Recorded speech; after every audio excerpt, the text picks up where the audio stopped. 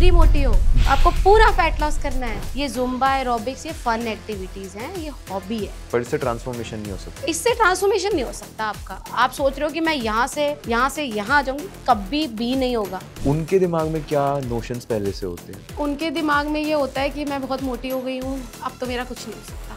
Shilpa I don't have time, मेरे पास 30 minutes है, 40 minutes है, जल्दी कर दो जल्दी कर दो। वो करते थे ना चूल्हे पे खाना बनाओ आग लगा के, तब अगर आप रिसर्च करोगे ना, तब फीमेल की लाइफ का स्पैन जो था तब 40 ईयर्स था। पता है क्यों? क्योंकि धुआं।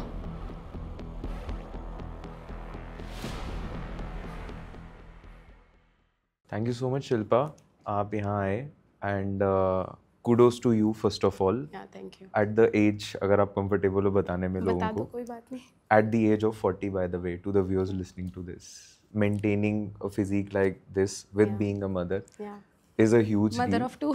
Mother of two. तो ये काफ़ी बड़ी बात है, तो kudos to you for that and thank you so much for being here. पहले ना मेरा जो सबसे पहला सवाल है यहाँ पे, वो फ्लॉन्ट फिटनेस के रिलेटेड ही है। ये फ्लॉन्ट फिटनेस सब सही था, सारी चीज़ें जब मैं पढ़ रहा था वो सब सही चल रही थी, फिर मैंने देखा ये फरीदाबाद में है। हाँ जी। Faridabad is known to be a notorious place, ये सबको पता है। पूरे उसकी इमेज, उसकी ब्रांडिंग ऐसे हो रखी है कि फरीदाबाद लोगों को लगता है कि सेफ जगह नहीं है, स्पेशली फॉर वुमेन, ऐसा वो इमेज रखता है। तो वहाँ पे going and opening a studio for women only, उसको इतना सक्सेसफुली रन करना, how did this idea initially किया? So I started with very small setup. लगा लो घर ही था 500 yards का, उसमें भी I started. बस कुछ फ्रेंड्स ने हिम्मत दी कि यार तेरे को इतनी नॉलेज है, why don't you do it? I said चलो ठीक है करते हैं। एंड देन मैंने सोचा कि हम सब जगह तो मेल चल रहा है, चलो कुछ फीमेल सेटअप खोलते हैं। फीमेल तो कुछ भी नहीं है ना, तो फीमेल का हमने खोला and then I got very good results and then crowd भी आने लग गया धीरे धीरे। जब आप रिजल्ट्स दोगे तो क्राउड तो आएगा ही। And then my agenda was to bring result, not to open a gym. This is what I have done. And then Flaunt Fitness came in 2021। उससे पहले ये छोटा सेटअप चल रहा था, इन बिटवीन काफ़ी सारी चीज़ें हुई। तो ये फ्लॉन्ट फिटनेस का जब मैंने सेटअप खोला तो काफ़ी लोगों ने मोटिवेट तो किया ही किया, जो मुझे बैकग्राउंड से जानते थे कि what I am and what I can do, क्योंकि उससे पहले मैं ट्रांसफॉर्मेशन कर चुकी थी। बट देन ऐसे भी लोग थे जिन्होंने बोला कि आप एक निश में काम कर रहे हो ना, तो you will not able to do it. And my studio is in sector 14 Faridabad. That's a quite renowned market. तो लोगों ने बोला कि यार बॉयज़ का भी करो, नहीं तो ऐसे तो काम नहीं चलेगा। बॉयज़ का मतलब ब्रांडिंग? नहीं, बॉयज़ की ब्रांडिंग नहीं, अच्छा, कि भाई फीमेल्स एंड मेल्स दोनों रखो, नहीं तो आपका काम नहीं चलेगा। काफ़ी लोगों ने बोला ये क्या है यार, इतना लग्जरी और ये इतना ज़्यादा लाइटें शाइटें, पिंक कलर और ये सब, ये क्या ज़रूरत क्या थी ये सब करने की। पर मुझे लगता है कि वो एनवायरनमेंट भी तो क्रिएट करना ज़रूरी है ना फीमेल के लिए, कि ये फीमेल के लिए ही है। एंड यू विल सरप्राइज कि मैं तो गेट के बाहर बोर्ड भी लगा रखा है, नो बॉयज़ अलाउड। अरे यस, ये तो लगेगा किसी ने दुश्मनी में खोल रखा है मर्द जात से, की दुश्मनी है। नहीं, एक सेफ इन्वायरमेंट के लिए, एक पीसफुल और एक अपनी प्राइवेसी मेंटेन करने के लिए। तो not even like you will keep health trainers who are like males? No, I don't keep, even though I got lot of queries कि we need a job. Male trainer की मेरे पास कल ही एक query आई है। मैंने बोला कि आप फीमेल्स छोड़ो, आप मेल्स को रखो। मेल्स जो है ना वो फीमेल को ड्रिवन कर ही लेते हैं। बताओ ये कैसी बात है? ये मैसेज में लिखा था? Exactly, this was the message. I said no, I am looking for the female trainer only. और यहाँ फीमेल का इन्वायरमेंट है, सब फीमेल्स हैं। तो नहीं हो सकता ये, सॉरी। मतलब मेरे जो हेल्प है जिम में, he is just a boy, जो वो अलाउड है, और उसका भी रूम है। He is not allowed to come unless until I ring the bell.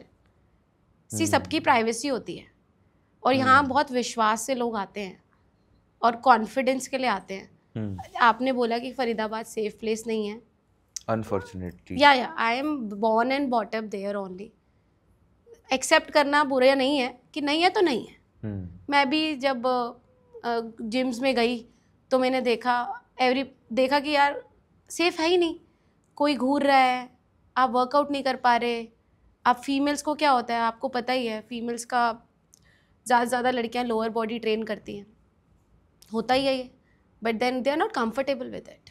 सो वो पॉइंट ना कहीं चुभता था, यार आज़ादी नहीं है ट्रेन होने की।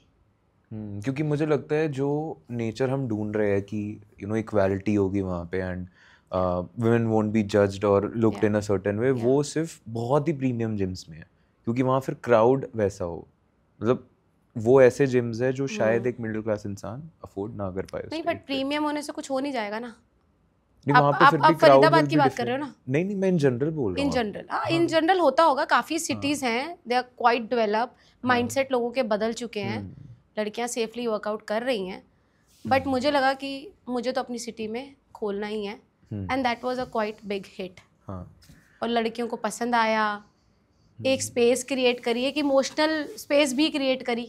और एक जिम नहीं खोला हमने एक स्टूडियो खोला जहाँ पे हम 5 to 6 फीमेल को ट्रेन करते हैं according to their goal. That is not a group classes. अच्छा, only 5 to 6? Only 5 to 6, yes. Every month? Every hour. अच्छा, एवरी आवर। 5 to 6 ही होंगी, उससे ज़्यादा नहीं होंगी। Discipline is on the top. कोई भी वहाँ पे ऐसा नहीं है कि आप किसी भी टाइम पे उठ के आ जाओगे, इर्रिस्पेक्टिव कि अगर आपको कोई इशू नहीं है तो। मतलब आपने सबके टाइम स्लॉट डिवाइडेड हैं, and they really respect that, and we acknowledge कि हमें ट्रेनिंग जो है वो एक एक बंदे को ध्यान से देनी है, and we acknowledge their goals कि वो उनको क्या पाना है अपनी बॉडी से। There are lot of people in my gym. बहुत सी लड़कियां एक हैंड टू माउथ का गोल लेकर आती है कि हम बस थोड़े बहुत ठीक दिख जाएं, विच इज़ फाइन, बट बहुत बड़े बड़े चीज़ें वो यहाँ से लेके गई हैं। You can see on my Instagram page, काफ़ी सारी लड़कियों को हमने बदला है, इमोशनली भी और फिज़िकली, तो आप देख ही सकते हो इंस्टाग्राम पे। So that is a big game changer. और ऐसा कुछ नहीं है मेरे हिसाब से, तो जितनी भी लड़कियां अगर इस आती हैं फिटनेस इंडस्ट्री में, they should definitely open a female gym, क्योंकि कुछ ऐसा नहीं है कि आपका नहीं चलेगा। आपका स्किल है, आपको नॉलेज है, ज़रूर चलेगा, ऐसा कुछ नहीं होता। और मेरे को बहुत अंडर एस्टिमेट किया था लोगों ने कि नहीं चलेगा नहीं चलेगा, बट देख लो आज सब बढ़िया चल रहा है। तो कभी ये भी नहीं आया कि फरीदाबाद से निकल के दिल्ली ऐसे मॉडर्न स्पेसेस में इसको खोलूं थोड़ा सा? अब तो Faridabad is developed, but I am talking about that time 2016-17 तब तो में नहीं हुआ आया था। तब तो नहीं आया था, लेकिन अब ज़रूर आ रहा है। अब है मोटिवेशन, अब I am thinking to go और आगे जाएं, इसको खोले। क्योंकि आप देखते हो ना गर्ल्स गैंग कितने घूमते हैं, लड़कियां आजकल ट्रिप्स मार रही हैं, लड़कियां आजकल इंजॉय अकेले करने लग गई हैं। तो मुझे लगता है ये जिमिंग में भी आएगा और आ रहा है। They need their space. अब हर जगह हमें मेल्स वाला वाइब नहीं चाहिए, अपनी वाइब चाहिए, तो दैट इज़ फाइन। पॉजिटिव रहे, कुछ लोग नेगेटिव चले जाते हैं वुमेन्स ग्रुप बनाते बनाते। हाँ, चले जाते हैं, बट हम पॉजिटिव ही देखेंगे, हम नेगेटिव नहीं एस्पेक्ट में जा रहे हैं। एंड इसमें जो मेरे को जो सबसे ज़्यादा इंट्रीगिंग और इंस्पायरिंग यहाँ पे लगा था कि यू ऑल्सो ट्रेन वुमेन जो पोस्ट प्रेगनेंसी चीज़ों से सफ़र कर रहे हैं। क्योंकि मुझे ऐसा लगता है कि इसमें ऐसा हो जाता है प्रेगनेंसी के बाद women's life becomes their child, और वो उनका वो पेरेंटहुड और मदरहुड कह लीजिए, वो वाला टाइम पीरियड होता है। उसमें वो इतना इन्वॉल्व हो जाते हैं कि वो भूल ही जाते हैं कि उनका खुद की भी एक पर्सनैलिटी है, उनको खुद पे ध्यान देना है। बिल्कुल। तो how do you deal with people like them? So सबसे पहले तो मैं खुद ही उस चीज़ से गुजरी हूँ। I am a mother of 2। जब मेरी डॉटर हुई थी तब तो मुझे कोई विजन ही नहीं था कि जिम होता ही क्या है, जबकि मैं एक ऐसी लड़की हूँ जो क्लास 11 से जिम जा रही थी और वो भूल ही गई सब कुछ कि जिम क्या होता है। ऑल द वे फैमिली, बच्चा, बस यही चल रहा था जीवन में। बट देन एक दिन ना मेरी बेटी ने मुझे बोल दिया कि मम्मा मुझे आप ऐसे अच्छे नहीं लगते हो, मुझे ना वो करीना वाली मम्मा चाहिए। तो बड़ा डिमांडिंग बच्चा, बड़ा डिमांडिंग बच्चा था। तो मैंने बोला अच्छा। तो बड़ा ना कई बार बच्चों की कुछ बातें ना आपके दिल पे लग जाती हैं। तो मैंने बोला यार कुछ करना पड़ेगा अब तो। और मैं थोड़ा थोड़ा ना अजीब भी फील करने लग गई थी कि भाई मैं इतनी ओबीज तो कभी भी नहीं थी जितनी ओबीज में हो गई। मैंने क्या कर लिया अपने आप को, मतलब वन फाइन डे एक बार अपने आप को शीशे में देखा कि यार ये तो डिजर्व नहीं करती तू। सुल्तान वाला मोमेंट आ गया। हाँ बिल्कुल आ गया यार। And then I started doing walk exercise, छोटी बहुत, क्योंकि आती नहीं थी ना करना, कुछ आता ही नहीं था। बट मेन गेम चेंजर हुआ जब मेरा सेकेंड डिलीवरी हुआ 2015 में। आई कंसीव्ड एंड देन तो आई डिसाइडेड क्योंकि अब तो दिमाग पे चढ़ चुका था, क्योंकि एक बार तो पतले हो ही चुके थे, तो ये अब तो करके ही रहना है। सो देन आई थॉट कि पढ़ना भी है, तो मैंने ड्यूरिंग प्रेगनेंसी न्यूट्रिशन भी पढ़ा। और टू बी वेरी ऑनेस्ट, पता नहीं एक मिथ है कि प्रेग्नेंट फीमेल को ना आपको एक्सरसाइज करनी ही नहीं है, डरा देते हैं कि भई आप प्रेग्नेंट हो तो आप हिल ही नहीं सकते, बेड पे लेटे रहो बस। ज़्यादा बोल देंगे क्या, ये बोल देंगे घर का काम कर लो। घर का काम करने से क्या हो जाएगा, कुछ हो जाएगा? मतलब ऐसा हो जाता था कि अब तो मैंने ठान ली थी कि अब मैं, बेटी भी है, कंसीव भी किया हुआ है, इट्स ओके, वॉक पे तो जाना ही जाना है, no matter what. And I did it till the day I delivered my son. I did 1.5 to 2 hours walking. But फिर भी वेट तो पुट ऑन होगा ही, of course weight put on हुआ, सब कुछ किया। फिर सोचा कि 3 महीने का बच्चा है अब, और अब वो पतला होना ही होना है। तो फिर मैंने एक एरोबिक्स क्लास ज्वाइन कर ली, एरोबिक जुम्बा। यही तो आता है सबके दिमाग में, जब आपको नॉलेज नहीं होती ना तो आप कूदने लग जाते हो। एग्जैक्टली क्योंकि आप सोचते हो कि चलो थोड़ा सा तो कुछ बर्न होगा, कहीं तो मैं हिलूंगी, कुछ तो मेरा जाएगा वजन। बट ऐसा होता नहीं है। ये जुम्बा, एरोबिक्स, ये फन एक्टिविटीज़ हैं, ये हॉबी है। इसको हॉबी की तरह नाच गाने को लो, पर इससे ट्रांसफॉर्मेशन नहीं हो सकता। इससे ट्रांसफॉर्मेशन नहीं हो सकता आपका। आप सोच रहे हो कि मैं यहाँ से यहाँ आ जाऊंगी, कभी भी नहीं होगा। हाँ, लेकिन एक चीज़ होगी, घुटने ज़रूर खराब हो जाएंगे। ये तो specially if you are like overweight वहाँ पे। हाँ, नहीं, मेरे पास रिसेंटली अभी एक केस भी आया है जिसमें एक फीमेल थी, शी डिलीवर्ड अ बेबी। उनको मैंने बोला कि आपका अभी सी सेक्शन हुआ है, we will wait for 6 months 5 months and then you have to come. तो उन्होंने बोला कि चलो ठीक है, बात हो गई, काम ख़त्म। बट मुझे बाद में वो 9th month में आई मेरे पास, बट उन्होंने बोला मेरे ना नीज़ में बहुत दर्द है। आई सेड मैंने तो आपको बोला था कि आपको कुछ नहीं करना, अभी भी हम रुक सकते हैं। शी सेड नहीं, आपने तो मना कर दिया था। फिर मैंने ट्रेनर घर बुला लिया था, फिर हमने थोड़ा सा जुम्बा एरोबिक्स किया घर पे ही ट्रेनर बुला के। आफ्टर वही 3 months शुरू कर लिया, सी सेक्शन था। तो वही बात है ना, आपने हीलिंग तो दी नहीं अपनी बॉडी को। हील कर लेते, योगा कर लेते, स्लाइटली वॉक कर लेते, बट वो सब तो हुआ नहीं। आई डोंट नो लोगों को इतनी जल्दी क्यों होती है, बट आज मुझे उस लड़की को देख के इतना दुख होता है, इससे अच्छा तो इसको मैं ही ट्रेन कर देती। क्योंकि मैंने बहुत लड़कियां मेरे जिम में आई हैं जिन्होंने, हम पोस्ट प्रेगनेंसी में हम क्या करते हैं, पोस्ट प्रेगनेंसी प्रोग्राम इंट्रोड्यूस करते हैं कि this is the way you need to handle your body. मतलब आप जब ये एक्सप्लेन कर रहे हो, उससे पहले जो एक प्रेगनेंसी के बाद एक वुमेन आते हैं जब जिम में, तो इनका माइंडसेट सबसे पहले क्या होता है? बिकॉज आई थिंक इससे पहले आप उन्हें बताया कि ऐसे ट्रेन करना है, ये खाना है, उनके दिमाग में क्या नोशंस पहले से होते हैं? उनके दिमाग में ये होता है कि मैं बहुत मोटी हो गई हूँ, अब तो मेरा कुछ नहीं हो सकता। मतलब आप कर दोगे तो अच्छा है, और सारा दिन बच्चा ही चलता रहता है। Shilpa I don't have time, मेरे पास 30 minutes हैं, 40 minutes हैं, जल्दी कर दो जल्दी कर दो। मतलब आप समझ रहे हो कि आप एक जॉइंट फैमिली में रह रहे हो यार, उसके बाद भी कितना प्रेशर है आपके ऊपर कि आपके पास 40 मिनट नहीं है अपने लिए, 40 छोड़ो 30 मिनट्स नहीं है आपके लिए। तो ये सब सुन के ना बड़ा इमोशनली डिस्टर्बेंस हो जाती है अंदर से कि कहने को सारी फैमिली साथ है, लेकिन जब 30 से 40 मिनट किसी बंदी को अपने लिए निकालने हैं आफ्टर डिलीवरी, जो कि मेरे हिसाब से हर डॉक्टर को मैंडेटरी कर देना चाहिए कि आपको अब चेंज होना ही होना है।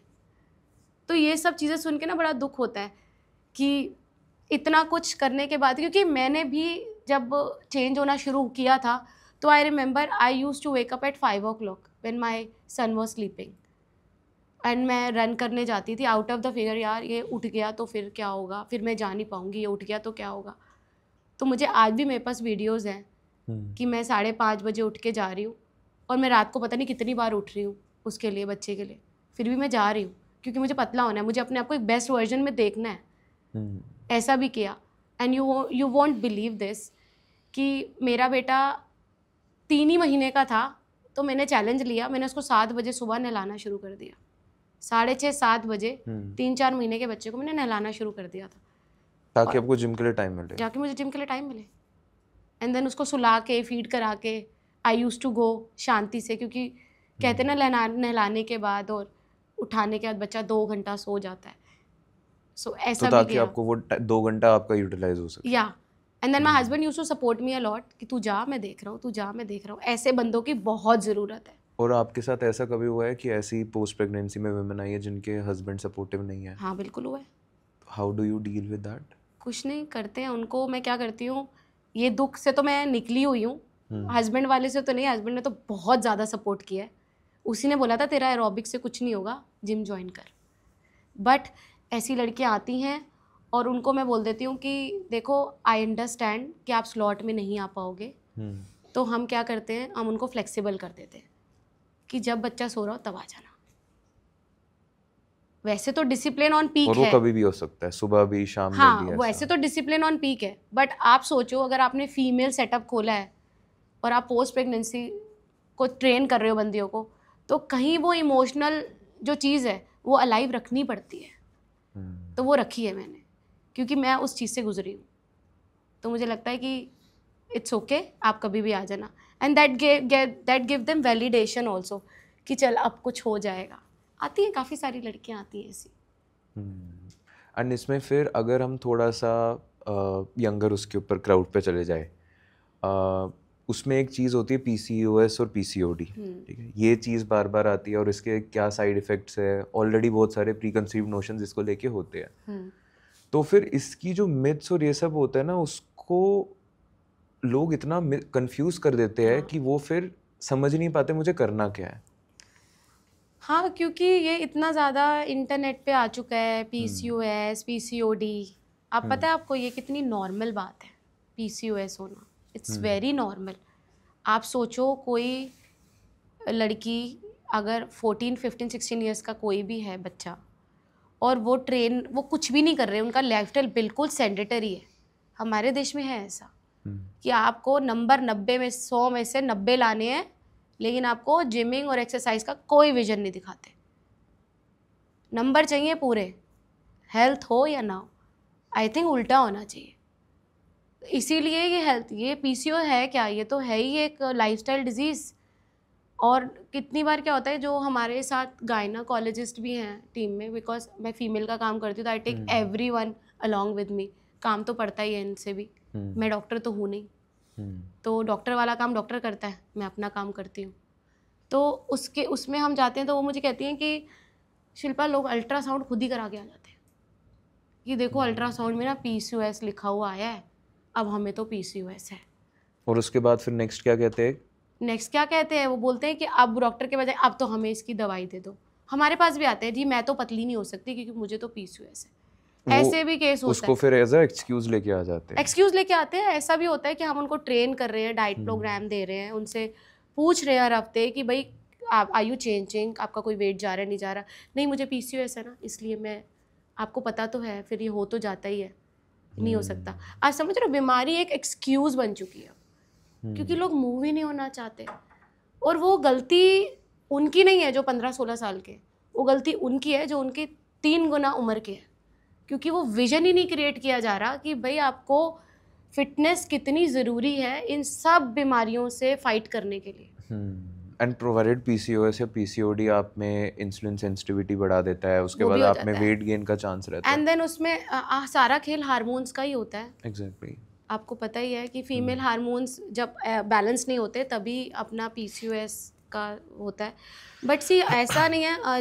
हमारे जिम में ऐसे बहुत लोग आए हैं जिनका जो ठीक हुए हैं और जिनको कोई PCOS क्योर हो गया. क्योर हो गया, कुछ भी नहीं किया, अच्छा खाना खाया और आपका अच्छा अपना एक्सरसाइज किया, बस. रेगुलेट नहीं, क्योर हो गया. हाँ क्योर हुआ है भाई, क्योर हुआ है, क्योर भी हुआ है. अनलेस अनटिल की बहुत मेजर कुछ ना हो, उसके लिए क्या होता है कि PCOS अलोन तो कोई बीमारी नहीं है. देखो उसमें थायराइड भी आपका इन्वॉल्व होता है, उसमें विटामिन D3 भी आपका इन्वॉल्व होता है, विटामिन B12 भी इन्वॉल्व होता है. सो जब भी ऐसा कोई क्लाइंट आता है, वैसे तो हमारे पास जो भी क्लाइंट इनरोल करता है हम उनके ब्लड मार्कर्स करवाते हैं which are mandatory. Blood markers are यही ब्लड टेस्ट. अच्छा ब्लड टेस्ट, ठीक. वो कराते हैं क्योंकि अलोन एक्सरसाइज और न्यूट्रिशन कुछ मैजिक क्रिएट नहीं करता. अगर आपकी बॉडी में कुछ कमी है और हम किसी को कोई डाइट भी दे रहे हैं और हमें पता ही नहीं है कि उसके क्या कमियों को हमें पूरा करना है, that is a major thing. तो तभी तो स्टूडियो में ट्रांसफॉर्मेशंस आए हैं, क्योंकि पहले अगर किसी को कोई भी डेफिशिएंसी है, ब्लड टेस्ट कराओ और विद इन अ वीक कराने हैं आपको।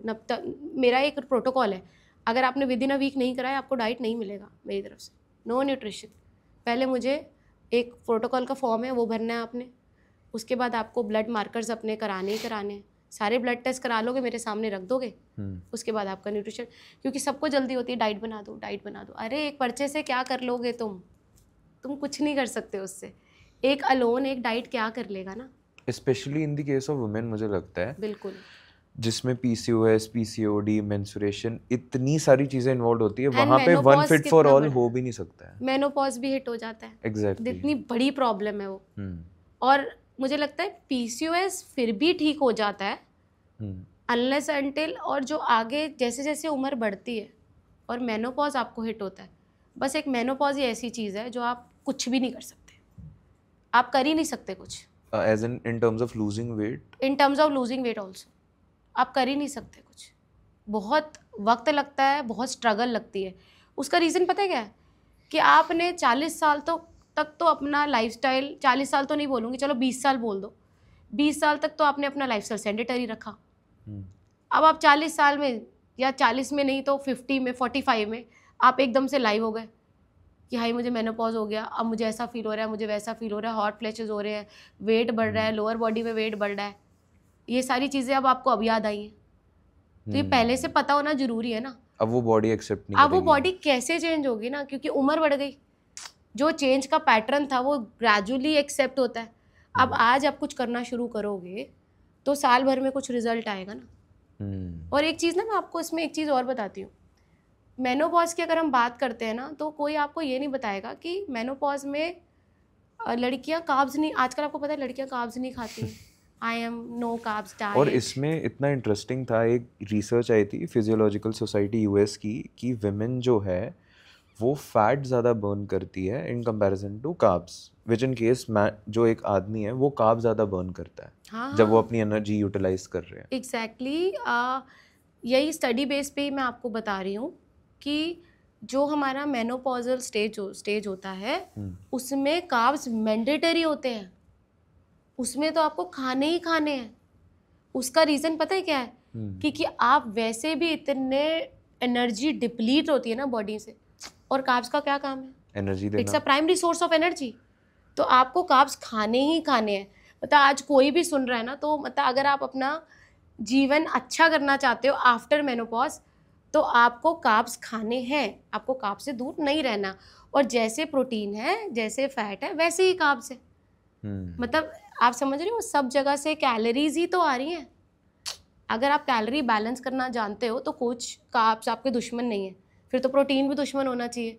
कैलोरी तो उससे भी आ रही है भाई, 4 इससे आ रही है, 4 इससे आ रहा है ना, ऐसा वो है कि मसल आ रहा है प्रोटीन तो मसल आ भी रहा हो तो भी अगर आप नॉर्मल हो और अगर आप कोई काम नहीं कर रहे हो, कोई वर्कआउट नहीं कर रहे हो, कुछ नहीं कर रहे हो, जीने के लिए कैलोरीज है बस आपके जीने के लिए जो कैलोरीज चाहिए वो भी आपको आपने मिनिमम तो चाहिए ही चाहिए, तब भी आप 0.8 जितना प्रोटीन तो खाओगे ही खाओगे। लेकिन हमारे देश में तो वो भी नहीं है तो भूल ही जाओ आप।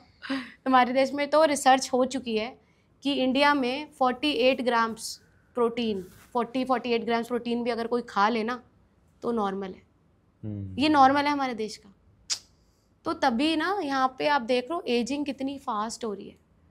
आप आई थिंक इसमें वही डाइटरी चॉइसेस का है। अब जैसे अगर रोटी बन रही है किसी घर में तो उसके साथ सब्जी क्या बनेगी? आलू बनी होगी। हाँ, आलू, ये मैंने रील भी बनाई थी। ये रोटी के साथ आलू, तो कार्ब कॉम्बिनेशन करके ऐसे कर रहे हैं। उसमें फिर लोग ऐसे भी नहीं कर रहे ना कि कार्ब्स को अगर रोटी बना दिया, चलो पनीर बना दिया या न्यूट्री बना दिया, चिकन बना दिया, फिश बना दिया, दालें हैं, वो कॉम्बिनेशन भी नहीं कर रहे हैं। कॉम्बिनेशन करेंगे नहीं, हर चीज़ में आलू डलता है। अब मैं तो इतनी हैरान हो जाती हूँ कि जब मैं किसी को डाइट देती हूँ तो मैं उन्हें बोलती हूँ यू हैव स्टफ पराठा, गोभी का पराठा खाओ, मेथी का पराठा खाओ, बट नॉट आलू का पराठा। नहीं, सुनो ना आप, मेथी का पराठा खाओ, गोभी का पराठा खाओ। वो कहेंगे आलू का, मैंने कहा आलू का मत खाओ। अब उसके पीछे रीज़न क्या है? चलो आलू तो आपको वैसे भी हर जगह से मिल जाएगा, लेकिन हमारे घरों में क्या होता है कि अगर आप भी अपना रिकॉल करोगे ना पीछे घर का अपना, तो आपकी मदर ने क्या, आज गोभी आलू बनाया, आज मेथी आलू बनाया, आज मटर आलू बनाया। आलू तो है ही। आलू तो है ही है। लेकिन फिर देखो कुकिंग पैटर्न देखो कितना हीट लग के वो चीज़ बनती है, क्या न्यूट्रिशन है उसमें कोई न्यूट्रिशन नहीं है। इससे बेटर यही है ना कि आप प्रोटीन को कंबाइन करो, आप 2 बाउल दाल खा लो और उसके साथ गोभी का परांठा खा लो, ताकि गोभी, कच्चे गोभी में जिसमें हल्की हीट लगी हुई है, उसका न्यूट्रिशन आपको मिल सके। Make sense? एग्जैक्टली, है ना? हाँ। और मेथी से भी है, ग्रीन वेजिटेबल को आप मेथी पकाने जाओ, 1 घंटा लगा रहता है कढ़ाई पे, और तेल कैसे डलता है? यूं हर 10 ग्राम में 90 कैलोरीज होती हैं, और हम कैसे डालते हैं पता ही नहीं। फिर लोग कहते हैं हमारा चेंज ही नहीं आ रहा। चेंज आएगा कैसे? तेल देखो ना कैसे डल रहा है, 90 करके, चलो 100 कर लेते हैं राउंड ऑफ करके। 200-300 कैलोरी, 300 कैलोरी में तो किसी का बढ़िया नाश्ता हो जाता है, एक सैंडविच हो जाता है बढ़िया सा, और हम तेल से ही खा लेते हैं उसको। आप समझ रहे हो? तो सारा जो हम अभी तक बात कर रहे हैं ना, ये सारा मेरे को लगता है ये लाइफस्टाइल डिसऑर्डर है और ईटिंग डिसऑर्डर ही है। सारी बीमारी का कंक्लूजन ही यही है कि we are not eating right. फिर आपको पता भी है कि लोग हेल्दी बहुत खाते हैं आजकल। तो अब ईटिंग हेल्दी का आपने जो मेंशन किया, ईटिंग हेल्दी अब जोमेटो की वजह से काफ़ी ज़्यादा सपोर्टिव हो गई है। जोमेटो, स्विगी, ये सब निकल के आ रहे हैं कि हम सपोर्ट कर देंगे हेल्दी ईटिंग को। कुछ अच्छे ऑप्शंस भी है और कुछ ख़राब ऑप्शंस भी है। एक बार मैंने देखा था, मैंने जोमेटो पे हेल्दी डाल दिया, मुझे वहाँ पे मलाई चिकन आ रहा है हेल्दी में। ये तो इसमें इतना प्रोटीन है और कैलोरीज भी 600 कैलोरीज भी है, लेकिन है लेकिन जिसको प्रोटीन दिख रहा होगा वो मलाई नहीं देखेगा ना, वो तो सिर्फ प्रोटीन ही देखेगा, भले ही पूरा दिन वो ऑफिस में बैठा हुआ हो। हाँ।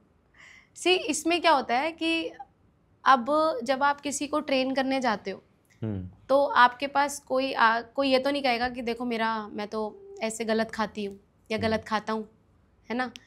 अपने आप को जस्टिफाई तो सब कर ही देते हैं कि मैं घर का खाता हूँ, मैं घर की खाती हूँ, मैं बाहर का कम खाती हूँ, मैं हेल्दी खाती हूँ।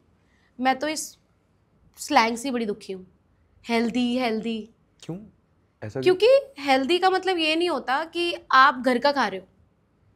अगर आप वेट लूज कर रहे हो या आप वेट गेन कर रहे हो, आप साइंस से समझो कि हेल्दी का मतलब आप डेफिशिट में हो या आप सरप्लस में हो, आपको पता ही नहीं है। तो फिर तो ये मतलब हो गया ना कि आपको एक हैंड टू माउथ फिटनेस चाहिए कि बस थोड़ा बहुत वजन कम हो जाए और ज़िंदगी बढ़िया गुजर जाए, ऐसा होता है ना। बट हेल्दी का कोई नोशन नहीं होता। It just calories in and out and the number you should know कि आप क्या नंबर में खा रहे हो। आई कैन मार्क दिस कि आने वाले 5 से 10 साल में हर बंदा खाने को तोल के खाएगा। मतलब ये इतना ज़्यादा अभी ये आज आ चुका है, इंटरनेट पे काफ़ी जगह अवेलेबल है अब ये सब नॉलेज। लोग आलस कर जाते हैं, लेकिन हमारे स्टूडियो में आई इनकरेज एवरी फीमेल कि आपको खाना तोल के खाना है, और उसमें बुराई भी क्या है आप बताओ। उसमें एक मेरा ये पॉइंट था इसमें कि क्यों ना हम पोर्शन कंट्रोल कर ले। जैसे अगर मैं राइस का एक सर्टेन अमाउंट खा रहा हूँ, मैंने उसमें से 50% राइस हटा दिया, उसकी जगह मैंने अपनी वेजिटेबल्स जो सैलड्स वगैरह है, कुकुम्बर हो गया, बीटरूट हो गया, ये सब डाल दिया और अपने प्रोटीन वाली चीज़ की क्वांटिटी बढ़ा दी, तो मेरी मील या जो मेरा वो प्लेट है वो तो फुलफिल हो ही जाएगा। या सो इसमें क्या होता है कि आप दाल खाते हो, ठीक है, अब आप एक बाउल दाल लेते हो, ठीक है, आपके घर में जो भी बनाता है दाल वाल, तो एक बाउल से पूरा खानदान दाल खा लेता है, होता है ना ये। आप रॉ की बात करेंगे ना, हम रॉ से पूरा फैमिली वो दाल खाता है। तो अगर एक 100 ग्राम दाल में 20 से 25 ग्राम प्रोटीन भी है, ठीक है, तो वो बट गया ना सब में, तो आपकी प्लेट में बटा हुआ ही आया ना। वेयर एज अगर आप 50 ग्राम 60 ग्राम दाल को भिगो दो कच्चा और उसका चिल्ला खा लो, तो आपको 10 ग्राम प्रोटीन मिल जाता है आराम से। समझ रहे हो आप? पर मैं फिर दाल की जगह कोई सोया चंक्स या पनीर या टोफू ऐसा कुछ भी तो यूज़ कर सकता हूँ। हाँ आप कर सकते हो, बट उसमें फिर अगेन वही है ना कि आपकी हैंड टू माउथ ही तो फिटनेस आ गई ना। जो अगर आप गोल ओरिएंटेड कुछ कर रहे हो और आपको जल्दी पतला होना है और आपको अपनी डेफिशिएंसीज भी रेगुलेट करनी है। हमने अभी कितनी बात करी कि लाइफस्टाइल डिसऑर्डर है, तो लाइफस्टाइल डिसऑर्डर भी हमें कवर करना है, हमें पतला भी होना है, तो हमें देखना पड़ेगा ना कि भाई प्लेट में हर चीज़ बराबर की हो। अब डॉक्टर जब बीमार होते हैं तो डॉक्टर एंटीबायोटिक देता है, फिर गैस्ट्रिक की गोली देता है, फिर एंटी एलर्जी देता है, ये सब इकट्ठा काम करता है ना। तो ये वाला जो कॉन्सेप्ट है ये हिट होगा, आप आगे देखना ये बहुत हिट होगा। हर कोई खाना मेजर करके ही खाएगा, क्योंकि ये हेल्थ वाइज और कितने लोगों को बीमार होने से बचाएगा। क्योंकि देखो ना, अगर आप एक रिस्पेक्टिव अमाउंट ऑफ वेट कम करना चाहते हो, जैसे लेट्स से कोई 100 kgs का है और कोई XY डाइट फॉलो करता है, तो आपको ये देखना पड़ेगा 100 kg के बंदे को आप 1200-1300 कैलोरीज पे नहीं रख सकते, क्योंकि अगर वो 1200-1300 ऐसा हो रहा है, देखो कितने लोग डाउनलोड कंटेंट क्रिएटर बना के दे रहे कस्टमाइज है, ये लो 1300 कैलोरीज। किसके लिए दी तुमने 1300 कैलोरी? किस लिए दी है? तुम्हें पता है बंदा कितने केजी का है? इसीलिए ना हमारे देश में हेल्थ के साथ खिलवाड़ी है। मतलब मुझे इतना ज़्यादा ये बात फील होती है कि आप कंटेंट क्रिएटर हो, आप क्या बना रहे हो? कुछ भी बना के दे दोगे? आप नहीं बना के दो, आप नॉलेज तो शेयर करो कि भाई आप जाओ अपना BMI चेक करो, अपनी कैलोरीज चेक करो। उसने खुद नहीं किया बेचारे ने, खुद उसने नहीं किया उसने खुद की ट्रांसफॉर्मेशन करी, उसको लगा मेरे पे हो गया अब सब पे लागू देखो ट्रांसफॉर्मेशन तो हो जाती है, ठीक है। आप भाग जाओ, आप रोज भागो, ठीक है, ऐसे ही। हाँ भागो, आप भागो, रनिंग करो आप, ठीक है, आप पतले होगे, ठीक है। खाना कम खाओ, आप पतले होगे, लेकिन at the cost of what? अब बॉडी का मैकेनिज्म इतना स्मार्ट है, भगवान ने ऐसा बनाया है कि वो सरवाइव तो करेगा ही करेगा। अब ऐसा तो नहीं है कि आप 1200 कैलोरी खाओगे और आप थका हुआ महसूस करोगे, लेकिन मर तो नहीं जाएंगे, हार्ट बीट तो नहीं बंद होगी। एक्सीडेंट होता है कभी रोड पे, अगर कुछ मेजर ना हो जाए तो क्या हो जाता है? फ्रैक्चर हो जाता है रोड पे, कुछ हाथों पे चोट लग गई, कुछ भी हो गया, लेकिन धड़कन नहीं बंद होती। This is called survival mode. तो हमारी बॉडी सर्वाइवल पे ही चलती है। It's a very smart mechanism कि आप इतना भी खाओगे तब भी सर्वाइव हो जाओगे, इतना खाओगे तो भी सर्वाइव हो जाओगे, बशर्ते कि अगर आप कम खा रहे हो तो आपके बाल भी झड़ेंगे, आपकी विजन भी कमज़ोर होगी, आपको बैक एक भी आएगी, आपको घुटनों में भी दर्द होगा। बट ये कब होगा? जब थोड़ा सा एज शुरू होगी। तो हम कहते हैं बेटर एजिंग के लिए बेटर काम करना ज़रूरी है। मैं कह रही हूँ अगर आप तोल के भी नहीं खा सकते तो मैं बताती हूँ आपको एक बड़ा आसान सा तरीका है। आप अपना प्रोटीन एलिवेट कर लो कि आपको कितना प्रोटीन खाना है, ओके। तो आपने देख लिया कि ओके ये 5 पनीर के पीस हैं, लोअर साइड पे हम मान लेते हैं उसमें 3-3 ग्राम अपना प्रोटीन है, तो हो गया 12 ग्राम प्रोटीन। चलो 12 ग्राम प्रोटीन आ गया। अब दाल है, अब एक दाल में 4 ग्राम प्रोटीन होता है, कितना हो गया? 18 ग्राम, 16 ग्राम प्रोटीन हो गया, ठीक है। अब लोगों को लगता है कार्ब्स में प्रोटीन नहीं है, कार्ब्स में भी होता है, 2-2 ग्राम 3-3 ग्राम करके लोअर साइड पे रखो ना इन सब चीज़ों को, तो आपकी प्लेट में फिर भी 16-17 ग्राम प्रोटीन है। लेकिन अपनी प्लेट को ऐसा बनाओगे भी तो सही ना, कलरफुल एंड वाइब्रेंट। कहते हैं ना plate should look like rainbow. रोज तो पॉसिबल नहीं है रेनबो। हाँ, रोज पॉसिबल नहीं है रेनबो, लेकिन जिन लोगों को समझ में आ जाता है उनके लिए पॉसिबल हो जाता है। हम ये कन्वर्सेशन क्यों कर रहे हैं? इसीलिए तो कर रहे हैं ताकि हम maximum to maximum possibility create कर पाए, राइट? एग्जैक्टली। तो इसीलिए हो रहा है ना ये सब। और इसमें एक और इंटरेस्टिंग पॉइंट ये निकल के आता है कि लोगों को लगता है कि घर का खाना, हेल्दी ईटिंग काफ़ी ज़्यादा वो है, सस्टेनेबल है और महंगा नहीं है। हाँ, ये चीज़ भी निकल के आती है। महंगा तो है, बहुत महंगा कैसे है? घर का खाना कैसे महंगा? सी लोग कहते हैं कि प्रोसेस फूड महंगा होता है, कहते हैं ना कि बाहर जाओ प्रोसेस फूड इतना महंगा आता है, घर की दाल रोटी तो बड़ी सस्ती पड़ती है। बट मुझे लगता है घर की दाल रोटी सबसे महंगी पड़ती है। उसका रीज़न ये है कि दाल रोटी बनाने वाले की कॉस्ट कोई नहीं गिनता, वो हम हैं। आप या तो आप बहुत रिच हो, आपने सर्वेंट रख लिए, सब कुछ रख लिया, लेकिन ये पॉसिबिलिटी सबके साथ तो नहीं है। लेकिन घर के खाने की जो कॉस्ट है वो एक फीमेल को बड़ी भारी पड़ती है, क्योंकि उसकी जो कॉस्ट है वो गिनी नहीं जा रही। अब आप देखोगे ना पुराने टाइम पे कहते थे चूल्हे पे खाना वो करते थे ना, चूल्हे पे खाना बनाओ आग लगा के। तब अगर आप रिसर्च करोगे ना, तब फीमेल की लाइफ का स्पैन जो था तब 40 ईयर्स था। अच्छा, 40 ईयर्स में लोगों की डेथ हो रही थी। अब बहुत पुरानी रिसर्च है ये।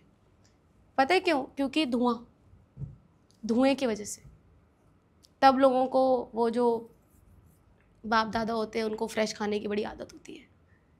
अब जैसे कहते हैं कि हमें फ्रेश रोटी बना के दो, अब हर कोई घर में आ रहा है, एक एक करके फ्रेश रोटियां बन रही हैं। पर ऐसा उसका लेबर हमारी मदर या लेबर ऐसे सिस्टर के ऊपर पड़ रहा है। मदर को पे करना पड़ रहा है, वो कितनी भी थकी हो कुछ भी हो, लेकिन कॉन्सेप्ट कहते हैं ना, practice practice practice until you fail. वो प्रैक्टिस फीमेल्स को इतनी करा दी गई है कि अब तो फ्रेश ही खाना बनेगा। बल्कि ऐसा कुछ भी नहीं होता। अगर आप, मेरे पास ऐसे भी क्लाइंट होते हैं जिनके पास टाइम नहीं होता, ठीक है, तो मैं उनको बोलती हूँ कि तुम 2 दिन का बना के फ्रिज में रख दो, 3 दिन का फ्रिज, फिर कॉन्सेप्ट आता है भाई फ्रिज का तो ख़राब हो जाता है, हम तो फ्रेश खाएंगे। अरे भाई क्यों खाओगे फ्रेश? ऐसा क्या चला जाएगा उस फ्रिज के खाने में से? अगर आप 2 दिन का इंडिया में चल जाता है, अगर आप दूसरी कंट्री में हो तो फिर बहुत बढ़िया है। तो क्या चला जाएगा? प्रोटीन निकल जाएगा उसमें से, कार्ब्स निकल जाएगा, फैट निकल जाएगा, क्या निकल जाएगा? कुछ भी नहीं निकलता। जो निकलता है वो है आपका विटामिन सी और आपका हो गया जो वाटर सॉल्युबल्स होते हैं वो निकल जाते हैं। बट फिर भी माइक्रो से इतना फ़र्क नहीं पड़ता, इतना मेजर कुछ नहीं है। लेकिन उससे क्या होगा ना, टाइम बचेगा, फीमेल की कॉस्ट कटिंग हो जाएगी, फीमेल एम्प्लॉयमेंट की, जो घर में काम कर रही है। चावल खा लो आप, चावल राजमा खा लो, क्या होता है? लेकिन हमारा कल्चर बहुत ज़्यादा, दिल्ली का कल्चर स्पेशली नॉर्थ इंडिया में तो ये बहुत ज़्यादा है। यहाँ पे तो रोटी के बिना जीवन ही नहीं है। वेयर एज अगर आप कोलकाता साइड जाओ, बंगालीज़ में कितना राइस कल्चर है, और अगर आप उसकी रिसर्च करोगे तो आपको पता चलेगा पहले जो नंबर्स है फीमेल का एजुकेट होना वहीं से शुरू हुआ है। ये सारी चीज़ें ना रूल आउट करती हैं फीमेल फिटनेस की। अगर आप बात करो, रूल आउट करती हैं, क्योंकि फीमेल टाइम कहाँ से निकाले अपने लिए। आई थिंक ये अपकमिंग जो जनरेशन है, जैसे या जेनजी कह ले या थोड़ी सी मिलेनियल वाली, उनमें ये चीज़ कहीं ना कहीं है कि women can now take that stand कि यार हमको भी तो अपना वो ध्यान रखना है। बिल्कुल, तो वो चीज़ आ रही है। या माय किड्स से दैट कि दिस इज़ योर टाइम, आपको जो करना है करो, हम ये भी खा लेंगे वो भी खा लेंगे। Some husbands are also very supportive. और हस्बैंड को तो सपोर्टिव होना बहुत ज़रूरी है ना भाई, दोनों को सपोर्टिव होना। हाँ, दोनों को ज़रूरी है, बट अभी हम फीमेल की बात कर रहे हैं ना, तो उसके अगर आपको फिटनेस अच्छी जर्नी चाहिए तो फैमिली का सपोर्टिव होना, हस्बैंड का सपोर्टिव होना बहुत ज़रूरी है।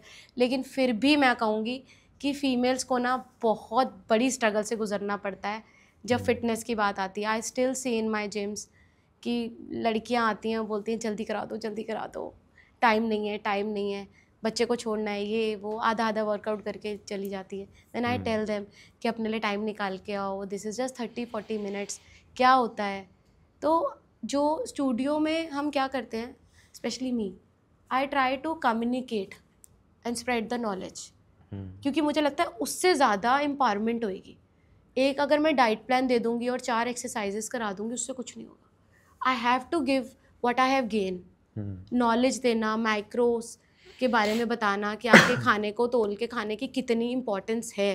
मैं अभी अपने इंस्टाग्राम पे अभी से 1 महीने बाद I am going to post my things कि मैंने वो भी किया जो मेरे क्लाइंट्स करते हैं, और मैंने वो किया जो मैं पढ़ी लिखी हूँ जिस मामले में, माइक्रोस करना, कि कैसे आपको तोल के खाना खाना है। तो मैं I am going to post that is incredible कि लोगों ने अजम्पशन से जब लोग खाते हैं तो क्या होता है, और जब लोग तोल के खाते हैं तो क्या होता है। एग्जाम्पल सेट करना बहुत ज़रूरी है। एंड आई थिंक इसमें एज अ कोच जो सबसे ज़्यादा इम्पॉर्टेंट पार्ट वो ये रहता है कि आप अपने पर्टिकुलर क्लाइंट को या जिनको आप सिखा रहे हैं उन्हें आप इतना कैपेबल बना दो कि वो खुद की गाड़ी एटलीस्ट चला पाए। इसमें दिक्कत क्या है, जो इंडिया में कल्चर है कि जिम ट्रेनर्स चाहते हैं कि आप बार बार आओ, एक सब्सक्रिप्शन मॉडल बन जाता है। वेरी गुड पॉइंट है ना, कि आप बार बार आओ, आपकी डाइट क्या होगी, अरे आपका अटक गया यहाँ वेट, चलो मैं आपको बताता हूँ यहाँ पे क्या करना है। वो नहीं बताएगा सिखाएगा कि अब आप इससे कैसे डील कर सकते हो। वो आपको मजबूर कर देगा। ट्रांसफॉर्मेशन भी तो ऐसे हो रही है। हाँ जी, हुई, उसके बाद वापस बैक टू जीरो आ जाते हो, फिर आप वापस जाते हो उनके पास। बहुत अच्छा पॉइंट आपने बोला है। तो इसमें मैं बताती हूँ हमारे स्टूडियो में क्या होता है। So I always believe in doing my homework before a day. तो हमारे स्टूडियो में ना एक बड़ा सा वाइट बोर्ड है, just like big white board. अब मैंने आपको बताया हम 5 to 6 फीमेल ट्रेन करते हैं, एंड ऑब्जेक्टिव रहता है गोल बेस्ड ट्रेनिंग करें।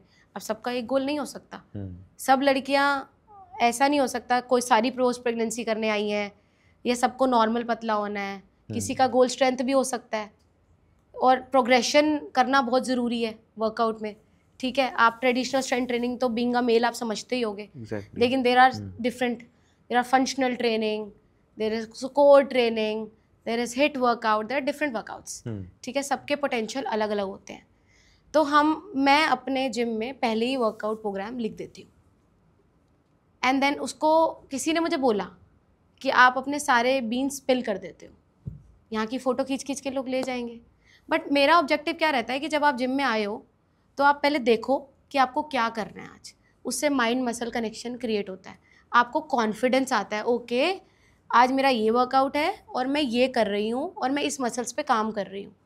क्योंकि ये तो एजेंडा मुझे समझ ही नहीं आता, हाँ जी अब क्या करना है, अब क्या करना है, हाँ, इसके 12 हो गए, माइंड मसल इसी वजह से नहीं हो पाता, जो पूछते रहते हैं लोग, पूछते रहते हैं। एंड हमारे see I believe in educating again, then आप जितना ज़्यादा एजुकेट, अगर आप इसी चीज़ से डरते रहोगे कि क्लाइंट खुद कर लेगा तो कर लेगा, क्या हो गया। इंडिपेंडेंट किसी को बनाना तो सबसे बड़ा अच्छा काम वो है। तो आपके लिए वैलिडेशन है सबसे बड़ा। बिल्कुल बड़ी, हाँ जिम से लोग जाते हैं स्ट्रांग होके निकलते हैं, खुद वर्कआउट करते हैं, I tell them all the best, you join wherever you want, इसमें क्या हो गया।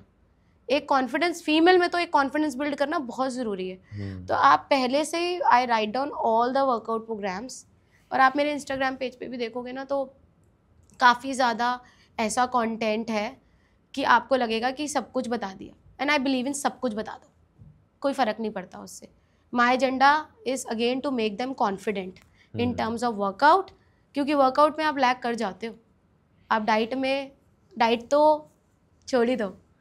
बहुत कम लोग होते हैं जो सोचते हैं नहीं मुझे डाइट का भी समझना है, ऑल्दो आई मेक श्योर कि मैं लोगों को ये समझाऊँ, क्योंकि हमारे यहाँ वीकली चेकअप वो होता है ना, चेकअप करते हैं कि हाँ जी कितना वेट गया, क्या हुआ क्या नहीं हुआ, क्या ट्रांसफॉर्मेशन है, सारे पत्ते उसमें खुल जाते हैं। तो देन जब पत्ते खुलते हैं तो पता चल जाता है। इतने सालों से मैं ट्रेन कर रही हूँ, जिम में एंटर करते ही बता देती हूँ हाँ जी भाई कल कहाँ गए थे, ऐसा क्या करके आए हो। तो ये चीज़ें बहुत इम्पॉर्टेंट हैं, confident banana is very important. And इसमें मुझे लगता है जो माइंड मसल वाला पॉइंट बोल रहे थे ना, ये सबसे ज़्यादा प्रॉब्लम उन लोगों को आती है जिनको बॉडी इमेज इशू है, जो अपने बिल्कुल स्टार्टिंग में है ट्रांसफॉर्मेशन की, चाहे मेल हो या फीमेल हो, कि वो आप बेसिकली माइंड मसल के लिए शीशे में देखोगे खुद को, आप खुद का जब ऐसे मोटी बॉडी देखते हो ना, तो कहीं ना कहीं आपको, या पतली बॉडी भी किसी की बहुत पतली हो सकती है, तो वो कहीं ना कहीं वो डिस्टर्बिंग लगता है लोगों को। हाँ बिल्कुल ठीक लगता, आप बिल्कुल ठीक कह रहे हो, ऐसा डिस्टर्बिंग लगता है। तो if I talk about my studio only, तो मैं जब मेरे पास ऐसे लोग आते हैं मैं समझती हूँ कि उनको कितना डिस्टर्ब फील होता होगा कि, and believe me in my studio लड़कियों की स्ट्रेंथ बहुत अच्छी है, we work on only on strength, that is a game changer, you know it. तो जब ऐसी कोई आता है जो बहुत ओबीज होता है, तो आई मेक श्योर कि मैं उन्हें बोलूँ कि आप, आई नो आपके पास सुबह का टाइम नहीं है, लेकिन आप शाम को आओ, I want to make you confident, I want to train you in such environment जहाँ पे आपको कोई इन्फीरियरिटी कॉम्प्लेक्स हो ही ना, जहाँ पे आप सिर्फ अपने ऊपर ध्यान दे रहे हो। तो ये जो एजेंडा ऑफ ट्रेनिंग है ना, ये बदलना चाहिए, आपको इन्वायरमेंट चेंज करना चाहिए लोगों के साथ, कि ठीक है आपको समझना चाहिए इमोशनली भी कि लोगों को अंदर से क्या फील हो रहा है, क्योंकि अगर आप इमोशनली क्लाइंट को समझ गए ना तो चेंज वहाँ आना शुरू हो जाएगा, क्योंकि वो आपको बिलीव करने लग जाएगा। बिलीव करना बहुत ज़रूरी है, सिर्फ जिम में उठाओ गए, डंबल उठाए आ गए। हमारी जिम में तो अक्सर मेरी क्लाइंट से ना लड़ाई भी हो जाती है जब वो बोलते हैं कि ओके आज ना शोल्डर प्रेस कर रहे हैं, and then they give me this action. I said, how many months you are training and you are showing me this action? Then I told, I am not going to tell you. You do it yourself. तो लोग गुस्सा भी होते हैं मुझसे, but then I have to do this. फिर वो confidence कैसे क्रिएट होगा? इसका मतलब अगर आप मुझे ये करके, इसका मतलब आपका माइंड एंड मसल कनेक्शन है ही नहीं। माइंड मसल आपको तो अभी एक्सरसाइज ही नहीं पता, आपको पता ही नहीं। जब आपको एक्सरसाइज ही नहीं पता, आप बिगनर हो, एक्सेप्टेबल, कोई बात नहीं, बट आप इतने महीनों से आ रहे हो और आप मुझे ये शो कर रहे हो, इसका मतलब आपका कनेक्शन ही नहीं है, आप बस करके जा रहे हो, और अगर आप करके जा रहे हो ना, कुछ नहीं हो रहा। एंड इसमें मैंने ये भी बड़ा एक इंटरेस्टिंग पॉइंट पढ़ा था आपके जिम के लिए, कि आपके जिम में नो ट्रेडमिल रूल है। Yeah no treadmill rule. Even for people who are like overweight, you don't recommend no, I cardio. Don't recommend that. So इसके ऊपर ना काफ़ी लोगों से मेरी डिस्कशन हुई थी जिम में, एक ट्रेडमिल तो रख लो, एक ट्रेडमिल तो रख लो. आई सेड मैं खुद कभी ट्रेडमिल पे नहीं भागी, मैं इतना वॉक करती हूँ. So you walk in nature ना. आपको पता है ना नेचर वॉक कितना पॉसिबिलिटी बढ़ा देता है हर चीज़ की. आपकी माइंड एंड कॉग्निटिव प्रोग्राम्स भी आपको पता है बढ़ाता है. एंड देन आप जब बाहर वॉक करते हो आपको ऑक्सीजन और ये सब भी चीज़ें होती हैं. और ट्रेडमिल में तो आपने एक नंबर सेट कर दिया, अब भागो उसके ऊपर, भागो भागो भागो. तो मेरे यहाँ कोई ट्रेडमिल नहीं है. The best machine which I consider is rowing and air bike. ये हमने रख रखी है. और to be Not even honest cross trainer. ना क्रॉस ट्रेनर है, but I don't like it. सब उसी पे चले जाते हैं क्योंकि ट्रेडमिल के बाद तो क्रॉस ट्रेनर ही आता है ना.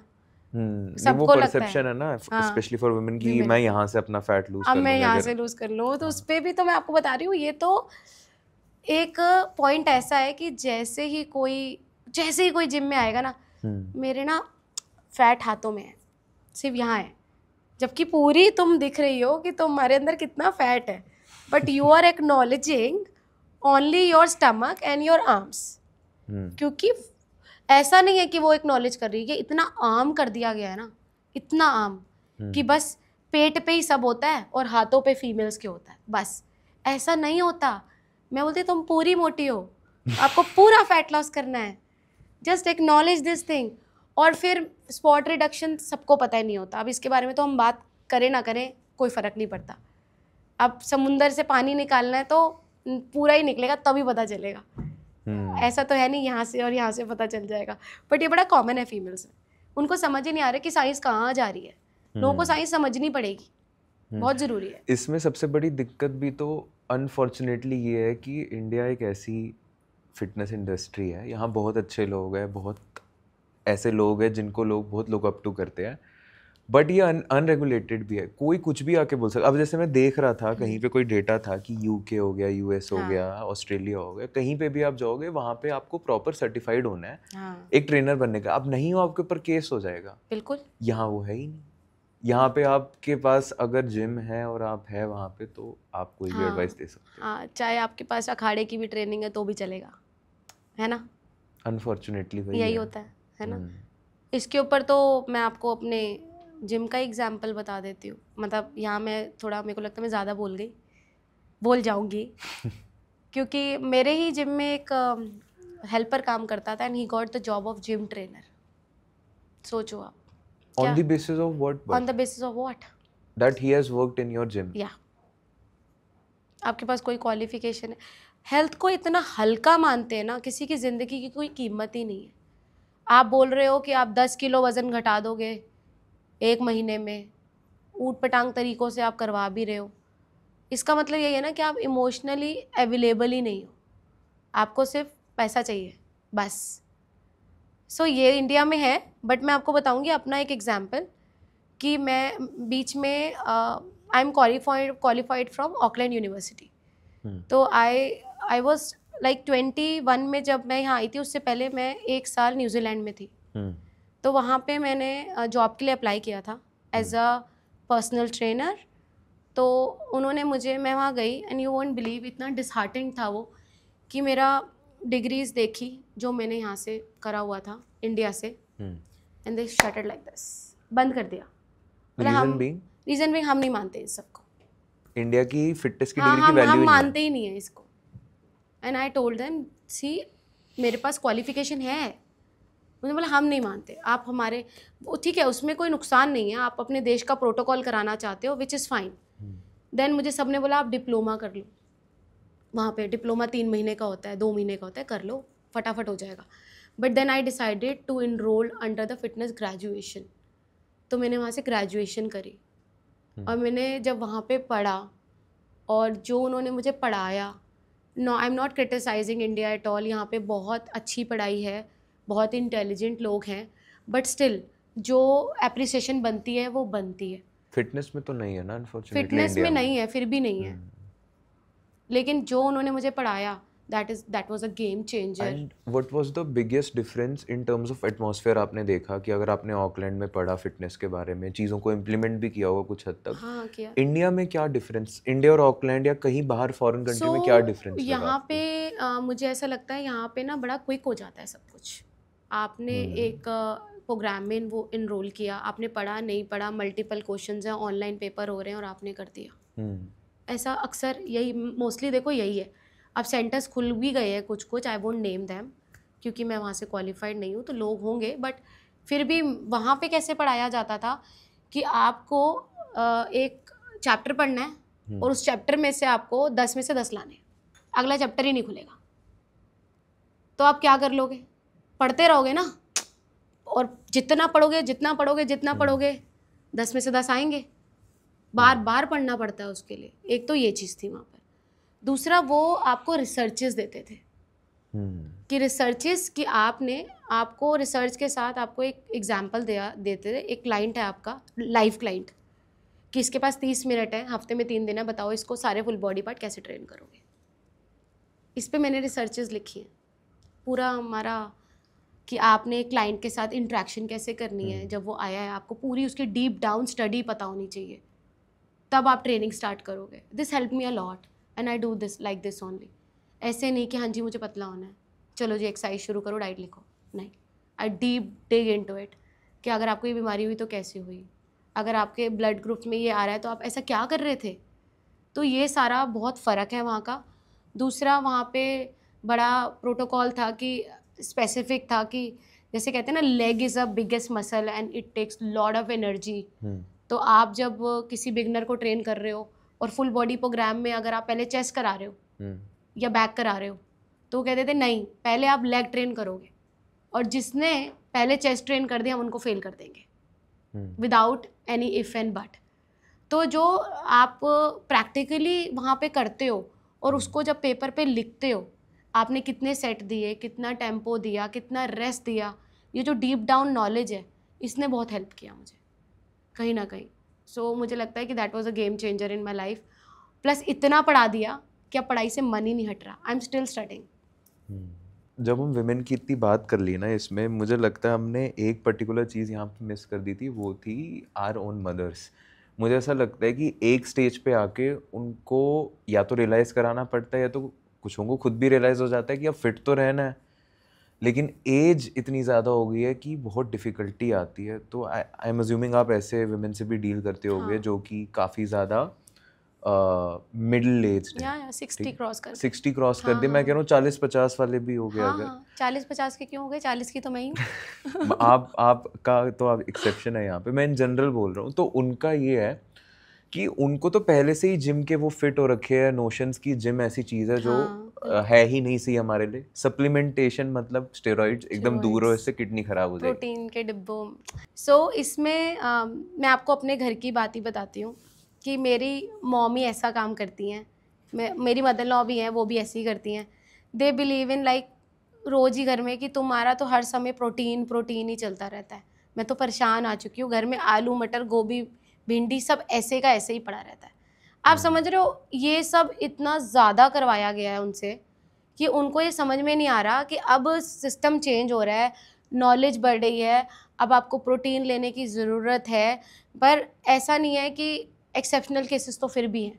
मैं आई ट्रेन फीमेल्स हुआ लाइक अबव 60, और उनको भी मैंने उनको समझाया कि आपको इतना इतना थोड़ा थोड़ा प्रोटीन लेना है और थोड़ी मूवमेंट शुरू करनी है। तो इनको ना बड़ा कन्विंस करना पड़ता है कि उनके आप नोशन तोड़ने पड़ते हैं। हाँ, पहले तो विश्वास जगाओ, सबसे इम्पोर्टेंट। आप उनको, मेरे पास एक लेडी ट्रेन होती है, शी लिव अलोन, उनका बेटा यूएस में रहता है। सो उनके साथ मेरा ऐसा ही है, अब उनके साथ मेरे को 1.5 साल हो गया। तो उनको मैंने बोला आपको रोज़ 4000 स्टेप्स चलना है डेली। बस यही है। आप 4000 स्टेप्स चलो, निकलो घर से, चलो ठीक है। और आपको ना खाने में ऐसे ऐसे खाना है। अब मैंने उनको तोल के खाना नहीं दिया, मैंने उनको ऐसे बता दिया कि आपको ऐसे ऐसे करना है, कि इतना ये खाया इतना खाया, और छोटे छोटे अमाउंट में उनको डाइट में प्रोटीन को इंट्रोड्यूस कराया। एंड विद द टाइम उनके स्टेप्स बढ़ाए, विद द टाइम उनका कॉन्फिडेंस बढ़ा, उनका वेट गिरना शुरू हुआ।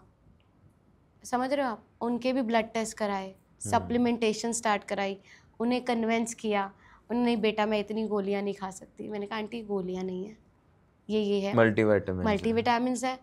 बट सारी कहानी सिर्फ एक ट्रस्ट की है, क्योंकि जो इतने सालों से जो बना हुआ है उसको तोड़ना बड़ा मुश्किल काम है। तो कन्विंसिंग पावर स्ट्रॉन्ग करना बहुत ज़रूरी है इस केस में, कि आपको, और स्मॉल स्टेप्स देना बहुत ज़रूरी है। आप अपनी पूरी चीज़ इम्पोज नहीं कर सकते। आपको प्रोटीन भी खाना है, आपको 10,000 स्टेप्स भी करने हैं, और आपको जिम भी जाना है। और उनके ना, जैसे बच्चा जो है उनका बेटा जो है, यूज्ड टू से नहीं आप मम्मी को जिम बुलाओ, आप जिम बुलाओ। और वो मुझे पीछे से बोले फ़ोन पे कि नहीं बेटा ये तो मैं नहीं कर पाऊँगी, तो उसको ना बोल दे अभी ज़रूरत ही नहीं है। समझ रहे हो? तो मैंने यही किया, मैंने बोल दिया कि नहीं, एक्चुअली मैं यही चाहती थी कि वो ना आए अभी, क्योंकि जिसका कॉन्सेप्ट ही क्लियर नहीं, वो मेरे यहाँ प्रेशर से आके, इमोशनली स्ट्रांग ही नहीं है बंदी, तो आके क्या करेंगे, अपना टाइम भी ख़राब करेंगी। इतनी दूर से क्लाइंट है वो, तो आती हो। एज अ जनरल पर्सन जो लेट्स अज्यूम कि वो जिम जा रहा है कोई इंसान, और वो चाहता है अपनी मदर को फिट करना, तो उनके लिए क्या स्टेपिंग स्टोन या स्टेपिंग स्टेप हो सकता है? सबसे पहले तो मैंने उनकी एक्टिविटी, अगर वो बिल्कुल ठीक है, उनको कोई दिक्कत नहीं है, तो आप उनकी एक्टिविटी बढ़ाओ। अपने साथ ही वॉक करने ले जाओ कि चलो डिनर पे वॉक करने चलते हैं, that create a family time and the walking as well. सबसे पहला स्टेप्स तो वॉकिंग से ही होगा, क्योंकि वो एक आम चीज़ है। जब आप उन्हें बोलोगे ना चलो आफ्टर अ लॉन्ग डे आओ माँ वॉक पे चलते हैं, तो वो चलेंगे आपके साथ। वहाँ इमोशनल अटैचमेंट हो जाएगी, ठीक है। फिर उनके साथ उनके खाने को लेके बदलाव करना शुरू करो, कि आप उनके साथ मिलके ही, कि चलो आप पोहा खा रहे हो, चलो इसमें पनीर डाल देना। आप आलू मटर की सब्जी बना रहे हो, इसमें न्यूट्रीला डाल देना। समझ रहे हो? इस तरीके से छोटे छोटे चेंजेस आप करोगे, then they will able to feel better. और एज अ सन ऑल्सो या daughter also, they will start feeling better, कि हम छोटे छोटे स्टेप्स करेंगे, हम स्टेप्स करेंगे, हम छोटा छोटा प्रोटीन इंट्रोड्यूस करेंगे। क्योंकि ये भी तो बात है ना कि उन्होंने ये सब किया ही नहीं है, इतना प्रोटीन खाया ही नहीं है, तो प्रोटीन को स्मॉल क्वांटिटी में इंट्रोड्यूस करेंगे तभी तो डाइजेस्ट होगा ना वो। और एज भी बढ़ी है, age is also a factor. तो ग्रेजुअली जितना ये सब होगा उतना बेटर रहेगा। एंड आई थिंक इसमें सबसे बड़ी बात यह है कि शुगर हो गया या थायराइड हो गया, ये सारी चीज़ें बहुत हद तक रेगुलेट हो जाती है। हद तक रेगुलेट होती है। आधे लोगों को यही नहीं पता होता कि उन्हें डायबिटीज़ है, उन्हें पता ही नहीं होता, टेस्ट ही नहीं कराते। उनको लगता है कि हम बड़े हैं, हमने पूरी दुनिया देख ली है, तो अब हमारे टेस्ट में भी कुछ नहीं आएगा। बट ऐसा नहीं होता, टेस्ट में सब कुछ आ रहा होता है। डायबिटीज़ हो रही होती है, थायराइड हो रहा होता है, BP, sugar. I came from the family जहाँ पे ये सब था, and I choose not to be like them. अपने पेरेंट्स को सब प्यार करते हैं, बट इतना ज़्यादा देख के my father was obese. He went under the liver cirrhosis, and then he died because of this BP and diabetes. तो आप सिरोसिस से मरो या ना मरो, लेकिन आप डायबिटीज़ और उससे तो हो ही जाओगे, क्योंकि उन्होंने, डॉक्टर ने बोला कि उनको डायबिटीज़ है, हाई बीपी है, तो हमारे बहुत चांसेस है कि वो सर्जरी जो है वो सक्सेसफुल ना हो। तो वो भी एक लाइफ का बहुत गेम चेंजर रहा है मेरी लाइफ में, कि भाई ऐसा नहीं होना। My brother is obese, I always scold him. तो मेरे अराउंड इतना ज़्यादा डरते हैं लोग अब तो कि ये तो इसी टॉपिक पे ही बात करेगी, क्योंकि इतना ज़्यादा जब आप देख लेते हो ना बचपन से ही, तो आपके अंदर वो चीज़ें घर कर जाती है। कि मुझे 11th क्लास से मैं जुम्बा एरोबिक्स ज्वाइन कर लिया, शादी के बाद मदर लॉ को बोल दिया कि नहीं मुझे तो जिम जाना ही है, नहीं तो मैं शादी नहीं करूँगी, वो तो जिम जाना है। तो जिम में गई, तब भी मैंने जिम किया। तो I started my journey in class 11th and now my daughter is in class 10th। और वो जो आप जनरेशन सेट कर रहे हो ना, वो आगे देखना कैसे जाएगी। क्योंकि मेरे बच्चे आज भी बोलते हैं कि आज पनीर है, पनीर पे कितनी रिसर्च हुई कि पनीर नहीं खाना हुई, अभी आर्टिकल भी आया था। तो मेरे बच्चे तोफू खाते हैं, लोगों को से बोल दो तोफू खाने के लिए, उनके मुंह बन जाते हैं कि भाई आप कड़वी दवाइयाँ खाने के लिए तैयार हो, लेकिन आप ऐसा खाना नहीं खाओगे जो एक्चुअली आपको बेनिफिट दे रहा है। फिर कहेंगे तोफू तो बाहर की चीज़ है ना, प्रोसेस्ड है।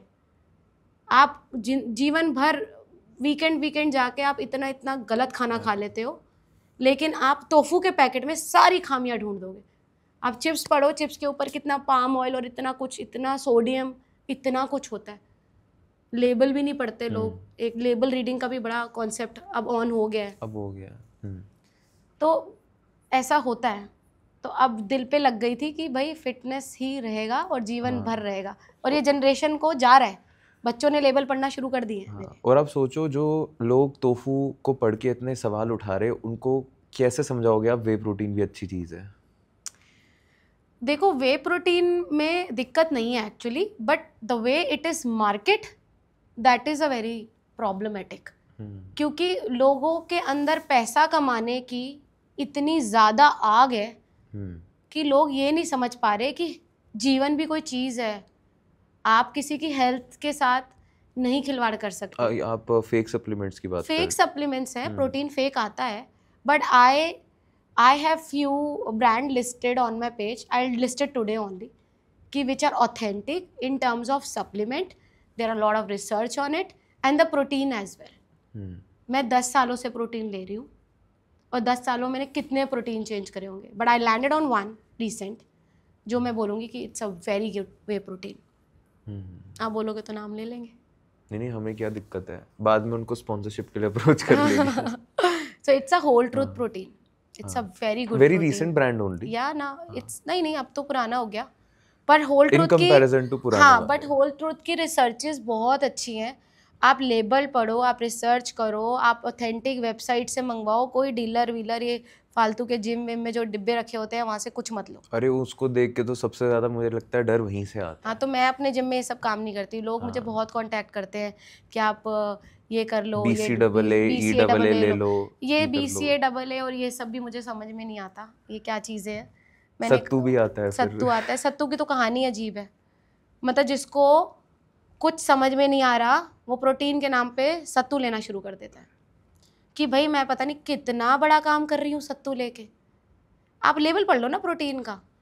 सत्तू में जितने कार्ब्स होते हैं ना, उतने आपको एक प्रोटीन के स्कूप में नहीं मिलते। 3 से 4 गुना कार्ब्स होते हैं सत्तू में। इवन कॉन्सेंट्रेट में भी नहीं। हाँ, आइसोलेट वगैरह तो दूर की बात है, कॉन्सेंट्रेट में भी नहीं मिलते। और अगर थोड़ा एजुकेट हो जाओ ना लेबल्स में, कि वो कहते हैं कि इस प्रोटीन में कम कैलोरीज है, इस प्रोटीन से आपको कम कैलोरी मिलेंगी, इससे ज़्यादा कैलोरी, कोई अंतर नहीं होता लेबल में।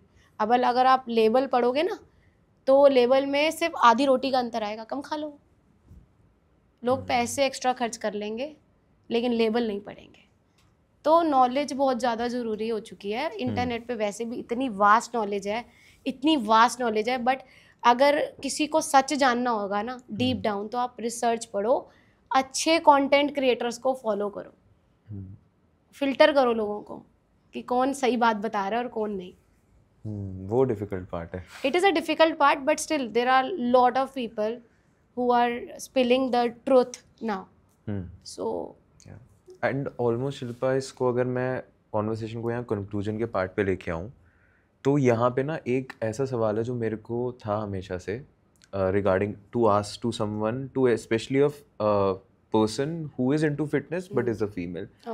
अभी ऐसा हो गया है ना कि एक क्रेज बन गया है कि women going to gym and showing off their body through reels is existing, ठीक है। तो मैं उसके बिल्कुल अगेंस्ट नहीं, उनकी हार्ड वर्क, उनका अपना मेहनत है और उनका वहाँ से वो बिजनेस बन रहा है, जैसा भी वो उनके लिए बढ़िया है। लेकिन अब यहाँ पे क्या है, एक नॉर्मल लड़की अगर इन्हें फॉलो कर रही है तो उन्हें लगता है कि अगर ऐसी बॉडी नहीं है, नहीं बन रही है तो दिक्कत है, हमें लेने नहीं आ रहे हैं।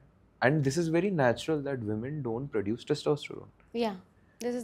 तो जो women बल्कि ऐसे बहुत अलग बॉडीज वाली दिख रही है, obviously they are not natural, they are enhanced. But ये अब कंसेप्ट जो जनरेशन उनको नहीं पता है, जो women है स्पेशली, वो उनको जब देख रही है उधर इनसिक्योरिटी आ रही है। हाँ, कि भाई ये तो ऐसी दिख रही है, मैं ऐसी क्यों नहीं दिख रही। तो मैं आपको बताती हूँ उसके लिए।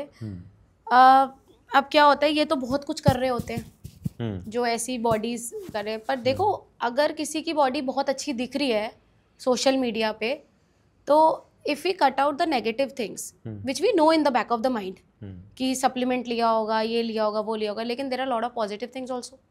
हार्डवर्क भी है, मेहनत तो कर रही है, रोज जा रही है, बट उसके साथ साथ नॉलेज अगेन, अब ये खाना तोल के ही खा रही है, ये मैं आपको सच बता रही हूँ। बट एनहांस्ड है। हाँ बट स्टिल खाना तोल के खा रही पर एनहांस्ड है। हाँ बट एनहांस्ड है, ठीक है, but still there are the things. अगर अच्छी बॉडी जो है ना वो सिंपल तरीकों से बन जाती है। पॉइंट इज लोग एफर्ट ही नहीं करना चाहते उस सिंपल साइंटिफिक वे को समझने का। मैं आपको बार बार इस पूरी कन्वर्सेशन में ये बात इसलिए बोल रही हूँ क्योंकि आप यहाँ हो, मैं भी यहाँ हूँ। 5 से 10 साल बाद, 5 साल तो लगते हैं थोड़ा चेंज करने में, 5 साल बाद आप एक पॉडकास्ट ज़रूर कर रहे होगे जिसमें सिर्फ मैक्रोस काउंटिंग के बारे में बात होगी कि मैक्रो काउंटिंग्स होता क्या है। वो पतला बंदा भी करेगा और वो मोटा भी करेगा, और वो गेम चेंजर सबके लिए।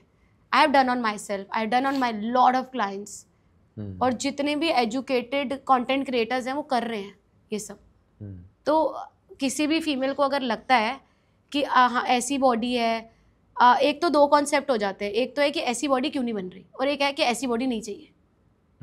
राइट, 2 चीज़ें हो गई ना।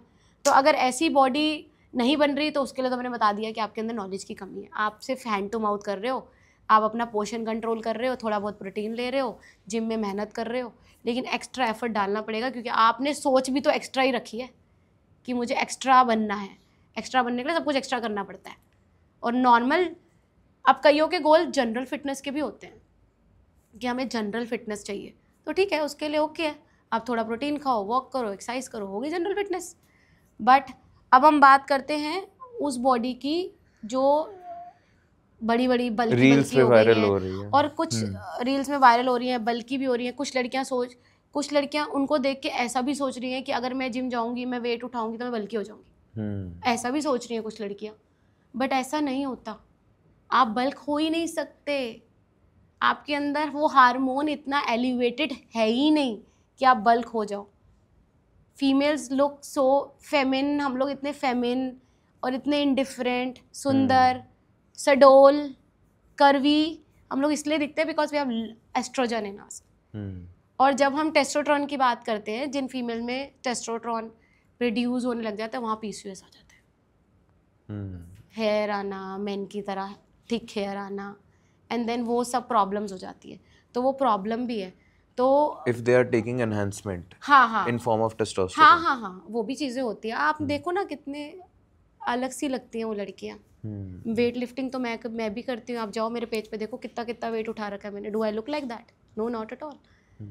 जो स्ट्रेंथ ट्रेनिंग है that is survival, that is a game changer.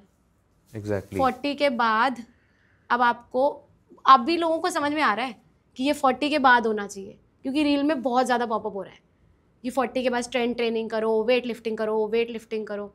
मुझे आपको मैं अपना लाइव एग्जांपल देती हूँ। मैंने 10 साल पहले, 9 साल पहले ये ट्रेनिंग शुरू करी होगी, वेट्स उठाना।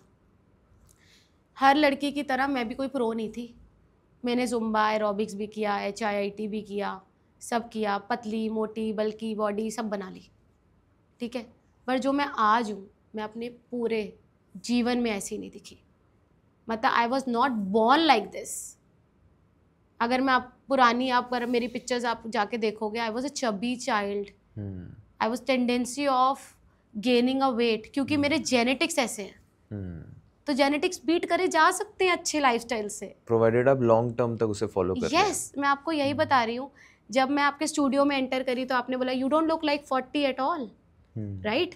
बट वो इसीलिए क्योंकि 10 साल जो आपने कांस्टेंट तरीके से किया वो गेम चेंजर हो गया। 10 सालों में आप जितनी मेहनत करोगे आपकी उम्र घटती चली जाएगी। 30 साल में जो काम किया 40 में 30 के दिख रहे हैं। अब 40 से लेके 50 में जो करेंगे तो फिर 40 के दिखेंगे। तो आपकी एज रिवर्स होती चली जाती है, and that is the process of building muscle and then working on then breaking it. वो जो ब्रेक का और बिल्डिंग का जो प्रोसेस है, अपना मेटाबॉलिज्म जो रेस करना है, वो उसी को कहते हैं। लोग कहते हैं ना मेटाबॉलिज्म क्या होता है, मेटाबॉलिज्म क्या होता है, ये होता है metabolism, right. Very true, and I think this is a very good conclusion for anyone going to fitness. कि आपको लॉन्ग टर्म तक करना है ताकि वो एज रिवर्सिंग जिसका इतना मिथ बना हुआ है वो होती है नहीं होती, वो यही है एक्चुअली। बिल्कुल आपके सामने मैं कल ही घर में बोल रही थी कि यार 10 साल तक ये किया तो आज 30 के लग रहे हैं, अब और 10 साल तक करेंगे तो 50 में 40 के लगेंगे। ये अच्छा मोटिवेशन है। This is a good motivation and even though ये सच्चाई भी तो है ना, अपने ऊपर करी है मैंने, सच्चाई है। एंड इवन दो मेरे स्टूडियो में कितनी लड़कियां जो ऐसी दिखती हैं, they are also working hard from long time. अब वर्किंग हार्ड से क्या होता है, मैंने आपको बताया ना कि मैंने स्ट्रेंथ ट्रेनिंग कोई बचपन से नहीं कर रही या 30 साल से भी नहीं कर रही थी, प्रोसेस में समझ में आता गया आता गया आता गया, और फिर समझाना भी ऐसे ही शुरू करा कि छोड़ दो जुम्बा एरोबिक्स, कर लो एक आधा दिन, कोई दिक्कत नहीं है, नाच लो थोड़ा सा, नाच लो थोड़ा सा, लेकिन स्ट्रेंथ तो करनी करनी। अब तो इंस्टाग्राम पे इतना कुछ है, स्ट्रेंथ वेट्स, तो वेट ट्रेनिंग से डरना नहीं चाहिए लोगों को। दूसरा ये कि जो वेट ट्रेनिंग का जो समझने का तरीका वो है कि किसी के लिए 3 किलो भी 15 के समान हो सकता है और किसी के लिए 15 भी कुछ नहीं हो सकता। तो जहाँ आप की स्ट्रेंथ वहाँ है जहाँ पे इसके भी तरीके होते हैं, इंड्योरेंस होती है, आप बिगनर हो आप इंड्योरेंस पे काम करो, आप कितनी देर तक वो वेट लिफ्ट कर सकते हो।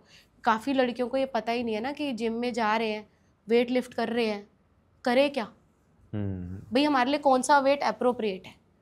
सो यहाँ पे मैं आपको बताती हूँ, अगर आप जिम में गए हो, पहले थोड़ा अपनी बॉडी को अपनी बॉडी वेट एक्सरसाइजेस से खोलो, ओपन आओ इन्वायरमेंट में, बॉडी को ढालो, एंड देन जब वेट लिफ्टिंग शुरू करो तो start doing with the normal weights, 2 kilo से ही कर लो, लेकिन अपनी इंड्योरेंस पे काम करो। 15 से 20 रेप्स करो, 3 सेट करो, और एक्सरसाइज प्रोग्राम को बार बार चेंज मत करो, कीप इट सेम।